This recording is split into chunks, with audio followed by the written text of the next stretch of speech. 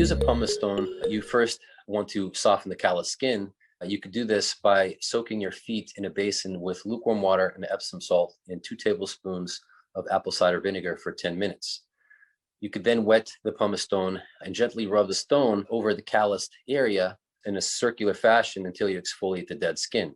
If you suffer from thick and painful corns and calluses, I recommend using a 40% urea cream that you can get over the counter or on Amazon, applying it to your feet in the evening, putting on saran wrap around the feet, and then placing socks on your feet and going to sleep. The urea cream will essentially break down the thickness of the callous skin. And so in the morning, you could then soak your feet in the basin with lukewarm water, Epsom salt, and apple cider vinegar, and then pumice stone, and a lot of this dead skin will fall off.